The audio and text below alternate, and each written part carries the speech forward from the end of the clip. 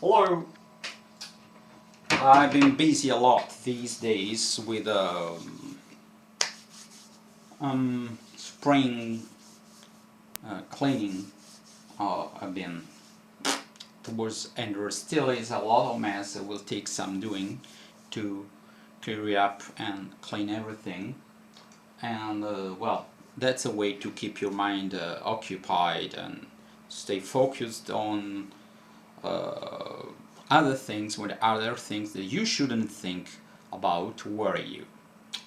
Well, but that's not the topic of this video.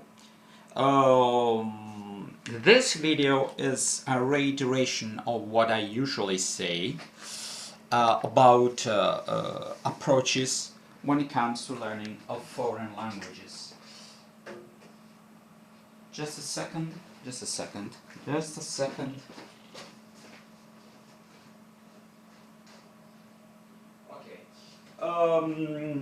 First of all, my opinion is not just one opinion. Everything is an opinion. Most of things people say are considered opinions, even sometimes scientific truth. Unluckily,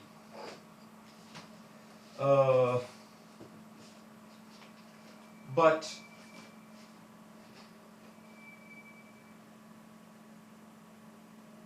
what is this?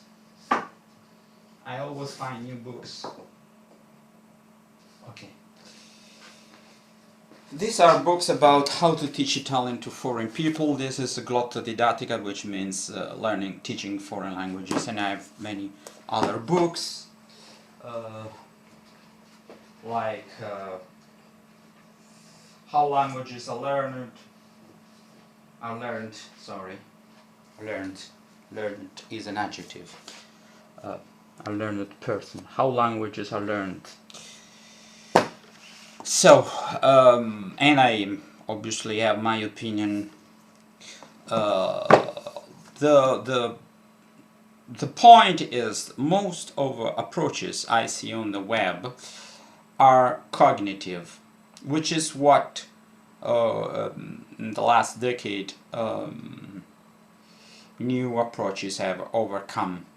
But also hidden myths, speaking methods or listening methods are not effective. The cognitive approaches, I tell you how it works and you're able to make it work. Well, it would work if you take the time to think before you speak. The time we need before speaking to formulate something in our mind is close to nothing, is infinitesimal. And knowing the, let's say, logarithm in our mind that makes us choose the right grammar, the right word, the right pronunciation, it's not effective when we speak in real time unless we slow down everything we say. We can slow up to a certain point if we make pauses, which is very, very annoying. That's why I recommend speak a little bit more slowly, but speak in a fluent way. So if I had to speak like that, it would be very annoying for the person to understand.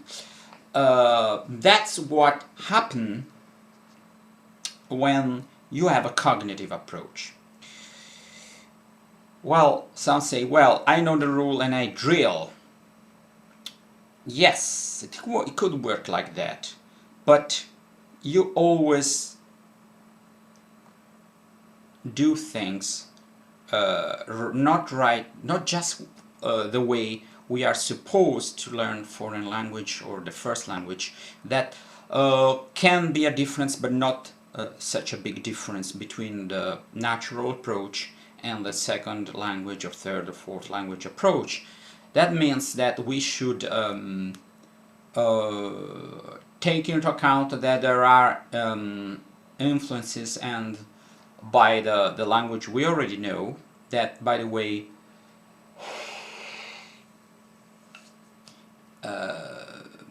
are different from what we think.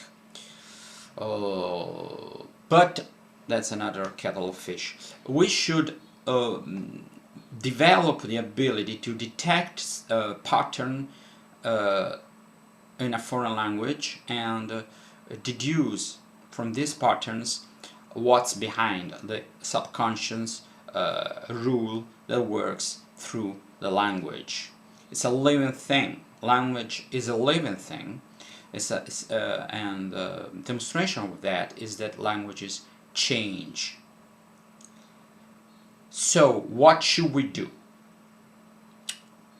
We should be exposed to a lot of input that is, in a way, difficult enough because it's new, but easy enough to be,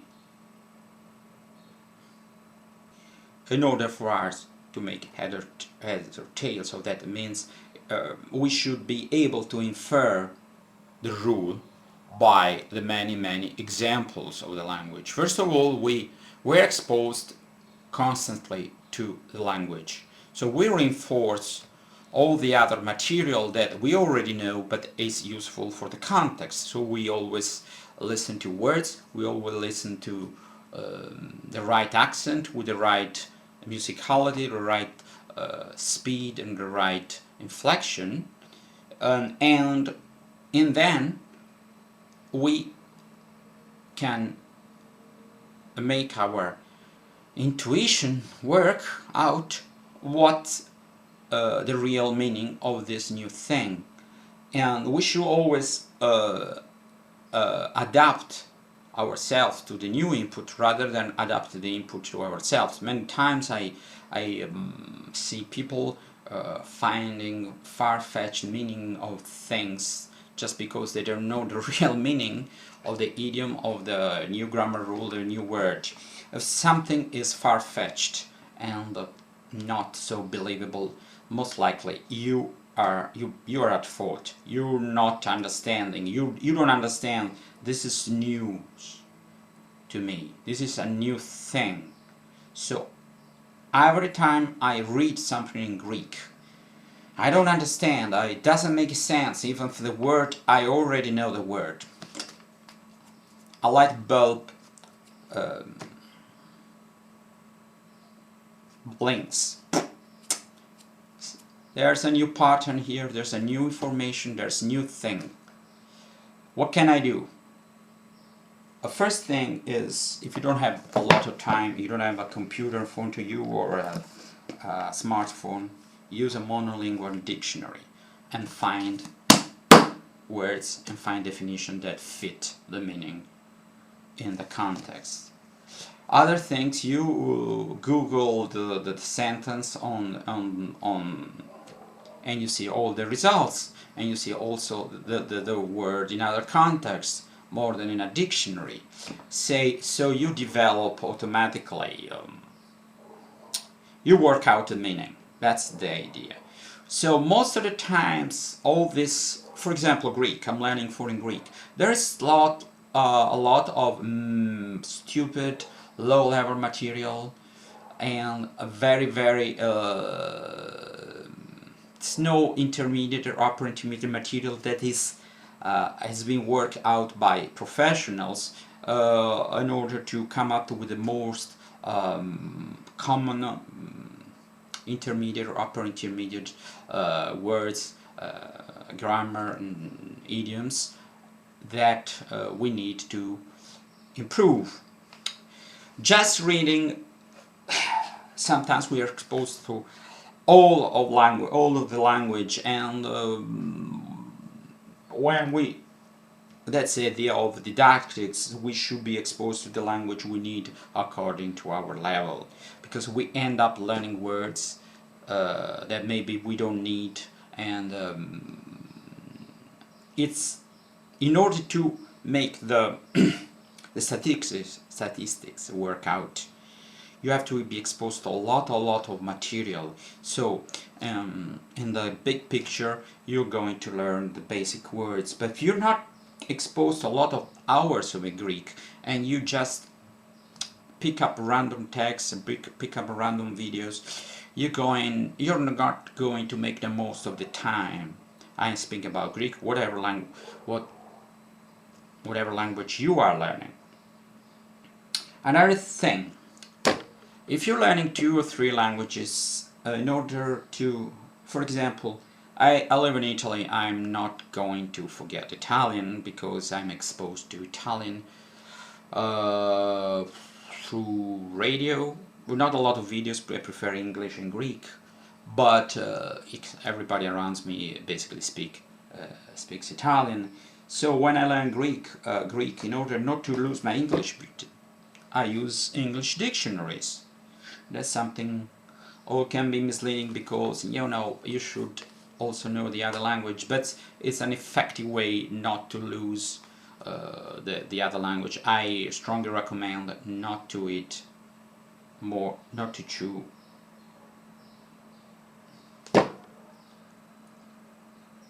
eat more than you can chew. That means don't make your life impossible through learning many languages. 2 languages, I deal with 3, but one is Esperanto and I pick up and then okay, but basically I speak Greek and well, as you see, English. My first language is Italian, a little bit behind is English because I live in Italy.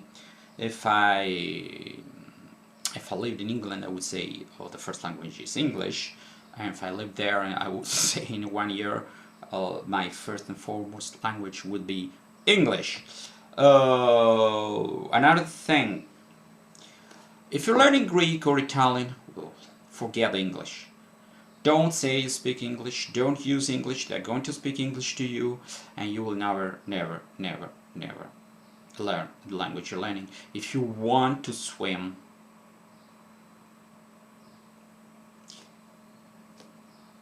you should throw off at the beam. What is the idiom? I mean, you should go where you have to swim. That means don't use English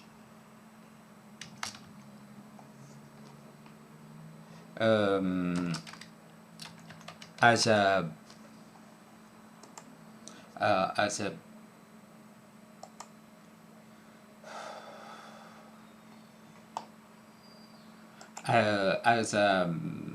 last resort means jump off the deep end. That's what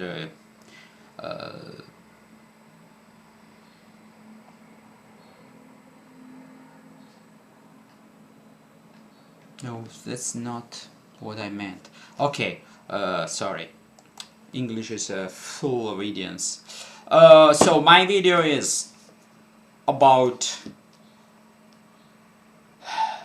stay away from people who don't know shit about how to prepare some material some useful material that exploits the medium. The medium is a visual or audio-visual video medium. If you say things that you could very easily read written and there wouldn't be much difference, write them down and don't spend time listening to somebody speaking, because you slow down 4 times the rate of your absorption. You read 4 times faster than you speak, and mainly if you explain Italian in English, which is very bad. Try to arrange the things you have to explain. If I want to explain plurals, I'll say that several times. Penna, la penna, le penne, una penna, due penne. I don't say the plural is a, I don't say it's masculine and feminine, and I say 2, nera, blue. blu. Blu. Ci sono 3 penne blu e una penna nera. That's the way to go at the beginning, and then things becomes more and more difficult, but you build up on the language you already people, your students have been already exposed to. Goodbye.